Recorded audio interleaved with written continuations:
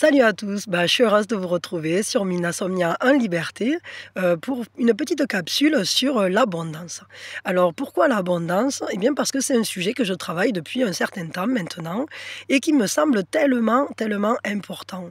Parce que être dans l'abondance, ça permet de se sentir libre, ça permet de se sentir à l'aise. Et cette abondance, elle n'est pas que matérielle, c'est une abondance aussi que l'on s'octroie à soi-même ou qu'on laisse comment je dirais ça, qu'on se laisse recevoir parce que la vie, elle est là, elle prend soin de nous en fait. Alors qu'on le voit parce que c'est Dieu, qu'on le voit parce que c'est l'univers, qu'on le voit parce que c'est notre fort intérieur, ce sont nos propres ressources.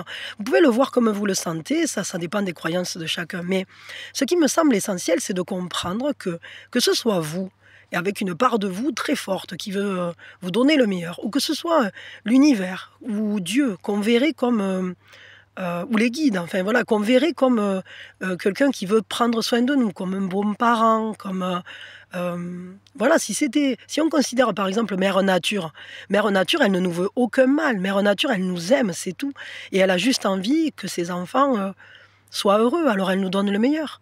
Si on le prend comme l'univers, s'il nous met en son sein, si on est là, qu'on vit quelque chose, etc., et qu'on considère par exemple qu'on est part de cet univers, on a tous notre unicité, on vient tous exprimer quelque chose de particulier, et évidemment que l'univers veut nous donner les meilleures conditions pour pouvoir révéler ce qu'on est venu amener ou ce qu'on est venu expérimenter, ce qu'on est venu vivre. Et ce qui est certain, c'est que pendant longtemps, on a considéré que, par exemple, être démuni, être dans la pauvreté, être dans la galère, c'était, je dirais, quelque chose qui était reconnu positivement. Oui, alors c'est bien, voilà, c'est bien, c'est quelque chose. Alors tout ça, ça vient évidemment de siècles de croyances qui ont été non pas transmises, je dirais, par l'univers ou par Dieu, mais plus par certains groupes d'hommes, on dira, qui justement s'accaparaient ces richesses. Donc clairement, ils avaient un intérêt au fait de dire que soyez pauvres, et mais voilà, c'est un peu comme dans Les Inconnus avec Richelieu. Tout bien que tu détiens est un attends, c'était quoi? Tout bien que tu détiens est un bien qui te retient, je crois, quelque chose comme ça. Bon, mais voilà, on comprend du coup que, bon, il y avait un intérêt à dire aux autres: «Soyez pauvres et donnez-moi tout et je vais m'en occuper, vous inquiétez pas». Mais en réalité, si on réfléchit 5 minutes, on comprend que l'univers ne veut pas ça pour nous. L'univers veut qu'on ait suffisamment à manger, qu'on n'ait pas besoin de passer tout notre temps à galérer pour notre santé, pour notre bien-être. Enfin, je sais pas, il y a des éléments comme ça importants, manger correctement à sa faim, être bien dormir, avoir un toit au-dessus de sa tête, se sentir en sécurité. Ça permet le vrai développement spirituel. C'est-à-dire que comment aller vers une spiritualité si on est dans le manque? On ne peut pas. Et bien souvent, justement, ça nous perd, en fait. Ça nous perd si on est obligé tous les jours d'avoir l'esprit occupé par comment je vais faire pour m'en sortir ce mois-ci. On peut beaucoup moins aller dans la création de quelque chose qui nous habite profondément.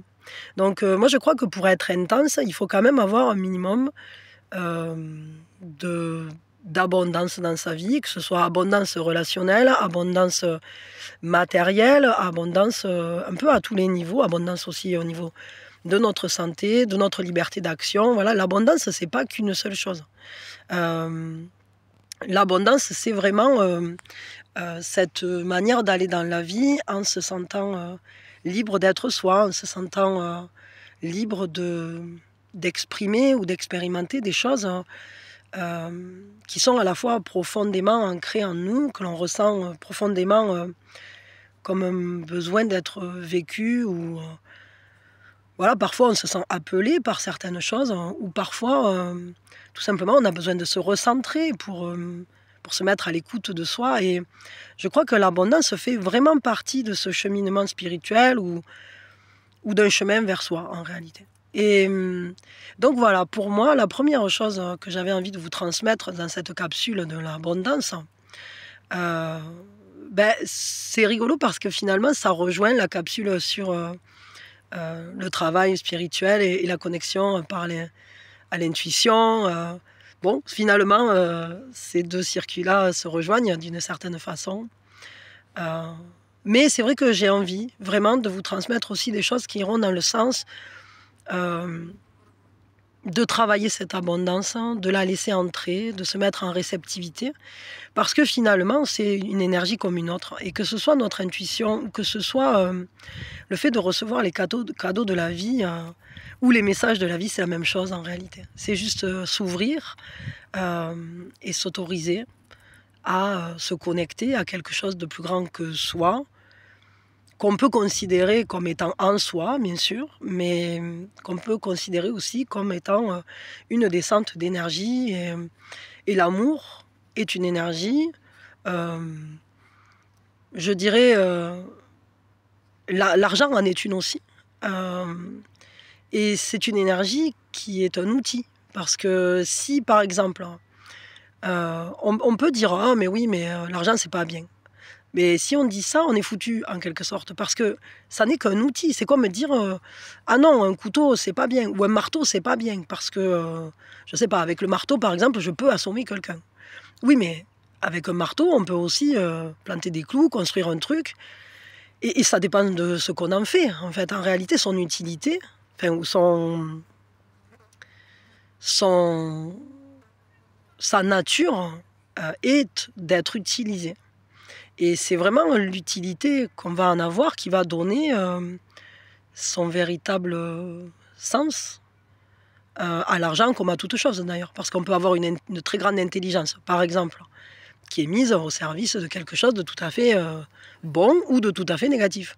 On peut utiliser, l'argent à quelque chose de très bon, comme, je sais pas moi, par exemple, il y a des gens qui créent des associations, il y a des gens qui vont, je sais pas, ouvrir des centres d'accueil ou des trucs. Bon, ben, c'est très bon. Il y a des gens qui vont créer, qui vont faire, je sais pas moi, des films qui vont être, magnifiques, qui vont apporter beaucoup de bonheur à d'autres et là, c'est une très bonne utilisation.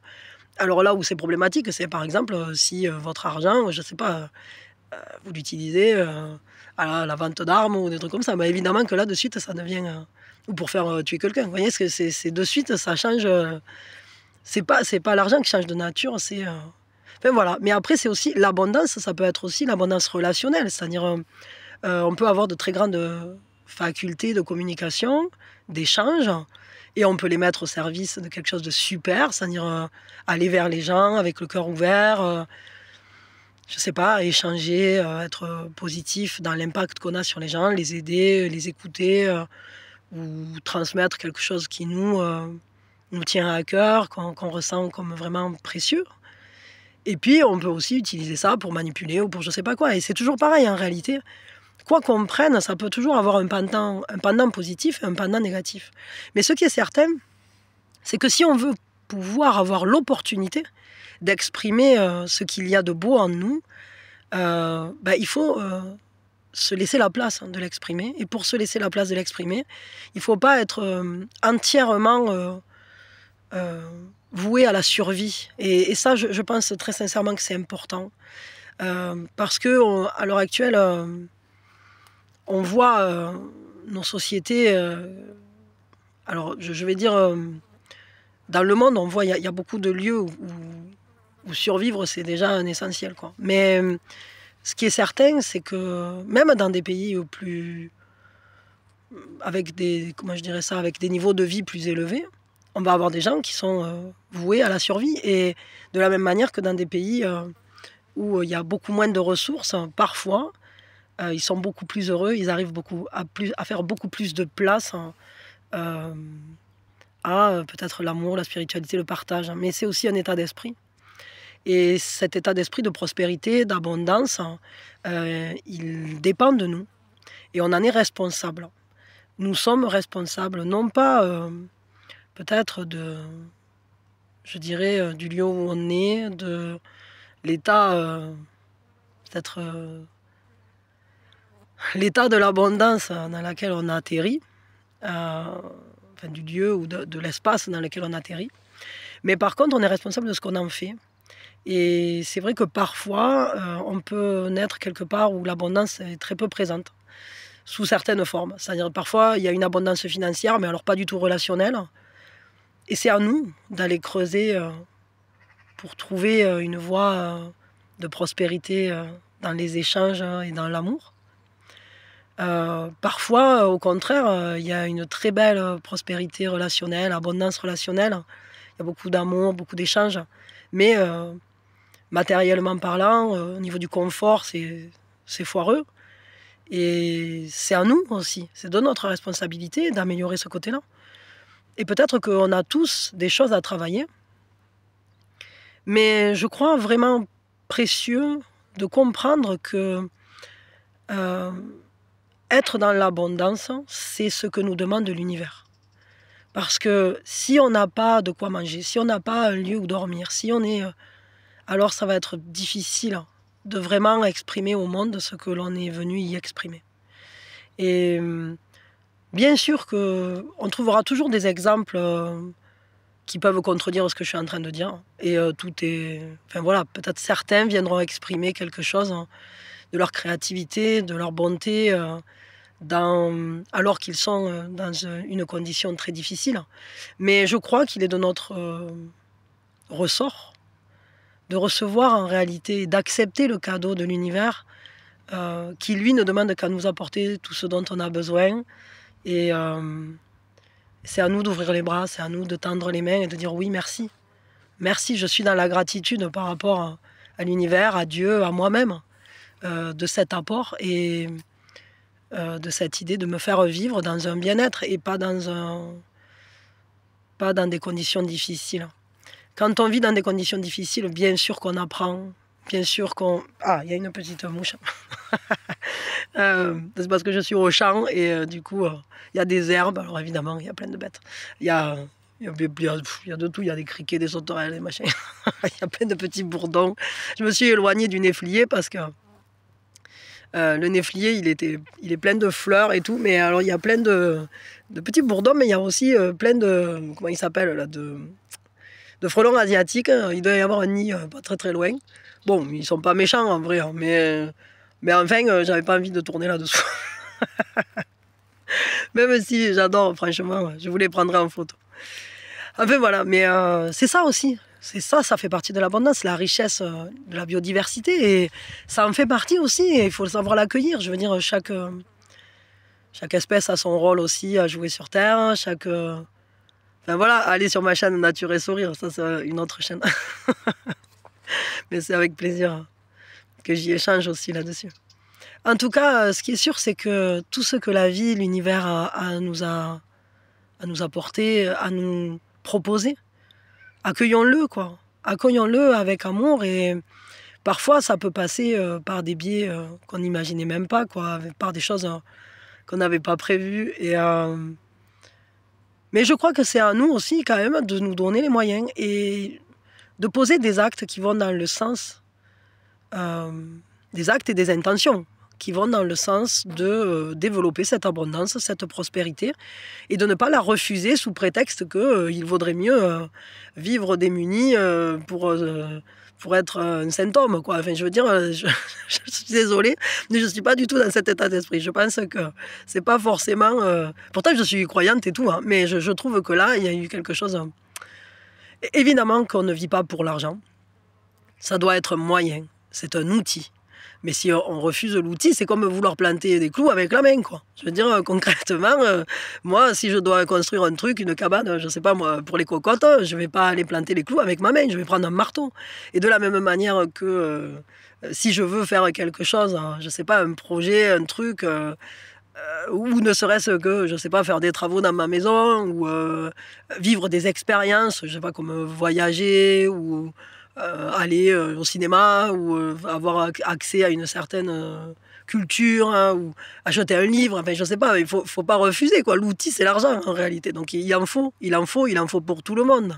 Et bien sûr qu'on peut trouver et on aspire quand même, malgré tout, je tiens à le dire, à peut-être une société où il y aurait plus une valeur de l'échange, du don, etc. Mais à l'heure actuelle, on n'y est pas encore, quoi. Et il faut accepter aussi la société dans laquelle on vit, même si c'est pas celle à laquelle on rêve parfaitement. Tout fait sens et je crois que les choses évoluent, les choses grandissent, les choses bougent, les choses changent. On peut parfois vivre des moments, à des moments, des expériences d'une certaine sorte, et puis à un autre moment, décider de vivre une autre expérience. Dans tous les cas, on doit rien refuser, on doit accepter de peut-être trouver notre place dans l'existant. Et si l'existant ne nous convient pas parfaitement, alors transformer cet existant. Mais dans tous les cas, il faudra des outils. Dans tous les cas. Et un investissement, et une intention. Et puis peut-être pas seul, en fait. Voilà. Mais quoi qu'il en soit, clairement, ne refusons pas les outils qui sont à notre disposition. Faisons ce qu'on peut pour y accéder. Enfin voilà. Pour moi, l'abondance fait partie aussi d'un accès à la spiritualité. Parce que, par exemple, je vous donne un exemple simple, si tous les jours vous travaillez, je ne sais pas, 12 heures par jour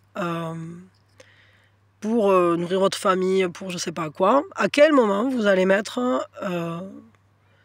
un temps de méditation? À quel moment vous allez pouvoir prendre soin de votre corps, peut-être aller marcher ou je ne sais pas quoi?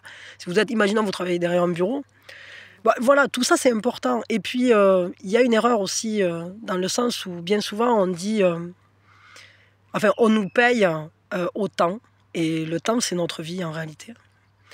Mais je referai d'autres capsules, je développerai, mais notre vie, être payé pour des temps de vie, c'est un peu problématique en réalité. Je trouve que c'est quelque chose qui devrait évoluer parce que c'est à nous peut-être de commencer à changer les choses à ce niveau-là, parce qu'on devrait être payé non pas au temps de vie que l'on donne, mais à la valeur de ce que l'on propose. Et par exemple, imaginons un potier, c'est pas, comment je pourrais dire ça, c'est pas forcément le nombre d'heures qu'il a mis à le faire. Peut-être que c'est un potier qui travaille très rapidement, qui est super efficace, qui fait des trucs, ou un souffleur de verre. Imaginons il a une pratique de fou, il souffle, tac, tac, tac, il fait un truc super génial et tout. Son pot, il est magnifique, ou son vase, il est magnifique. Ben, c'est son savoir-faire. C'est pas savoir est-ce qu'il a mis 4 heures, 12 heures ou 20 heures qu'on va payer quand on va acheter ce vase. Et c'est ça que je veux dire, c'est que chacun a une unicité, chacun a une créativité, chacun a quelque chose à apporter au monde. Et je trouve que la valeur de ce que l'on amène au monde n'est pas comptabilisée ou n'est pas rémunérée, je dirais, ou remerciée de la bonne façon. Certains vont mettre 8 heures à faire un truc, d'autres vont mettre 20 minutes, et pourtant, chacun y aura mis quelque chose de différent. Mais je sais pas, je trouve que dans notre société, on nous vole beaucoup trop de temps, qui normalement devrait être quand même consacré à vivre des beaux moments avec notre famille, avec nos amis, consacré à notre créativité, à créer des choses belles, des choses qui nous parlent, à vivre des expériences, des moments. Tout ça, je trouve que c'est précieux. Nos temps de vie sont précieux. Et de la même manière que, voilà, des fois, on perd un temps infini, on voit des tonnes et des tonnes de pubs, c'est chiant, quoi. Je veux dire, concrètement, ce temps-là qu'on a perdu, je sais pas, à faire un truc nul, ben, c'est un temps de vie qui va pas revenir. Donc, notre temps de vie, il est précieux. Considérons-le comme précieux. Et je pense que ça fait partie aussi, ce respect de soi-même et de son temps de vie. Ça fait partie de créer une abondance importante dans sa propre vie. Enfin, en tout cas, c'est une des bases, à mon avis, qui est importante, oui. Bon, voilà, enfin, je vais m'arrêter là pour cette première capsule. C'était un premier jet. Je vous fais des gros bisous. Je tiens... je suis au chat, il y a mon linge et tout. Voilà, le but de ces capsules sur l'abondance, c'est de vous aider à vous aussi à vous connecter à ça, Je vous donnerai peut-être des astuces par-ci par-là, de trucs, des réflexions ou des choses que j'ai découvert aussi, que ce soit en lisant, en écoutant des podcasts ou des machins. Mais c'est vrai que c'est un sujet qui m'intéresse depuis un moment maintenant, plusieurs années. Et, j'apprends en fait. C'est important de se former aussi par rapport à ça parce que des fois on ne tombe pas dans une famille où c'est que les gens sont au courant de comment on fait et je crois que c'est important, ça tient à nous-mêmes de le faire. Donc voilà, et quand on arrive à apprendre des trucs, c'est bien de les partager. Donc d'où ma démarche, hein. Voilà, donc on va travailler l'intuition, mais on va travailler aussi la connexion à la prospérité, à l'abondance et puis voilà. Bon, j'espère que ça vous intéressera. Partagez à vos amis, à votre famille, à tous les gens qui peuvent être intéressés par ça. Mais je pense qu'en réalité, c'est un sujet là, qui intéresse tout le monde. Parce que qui n'a pas envie de se connecter à l'abondance ou à la prospérité? Très sincèrement, vu que ça signifie simplement vivre en paix, se donner plus de liberté, se donner les outils aussi pour pouvoir vivre ce qu'on aime et ce qu'on a envie de vivre. Bon, je ne crois pas qu'il y ait quelqu'un qui n'ait pas envie de vivre ça. Donc allez-y, partagez en masse, foncez. Et moi, je vous fais de gros bisous et on se retrouve bientôt pour une future capsule, soit sur l'intuition, soit sur l'abondance. Voilà. Bon, dans tous les cas, de toute façon, ça se relie. Donc, des bisous. Bon, je me suis fait un bobo, c'est rien. C'est mon petit éléphant, regardez, il est tout mignon. Attendez, j'arrive pas à vous le montrer. Bon, j'arrive pas, mais c'est pas grave, il est un peu à l'envers. Voilà, des bisous, plein d'amour, prenez soin de vous et je vous dis à quand vous voulez. Bisous, bisous.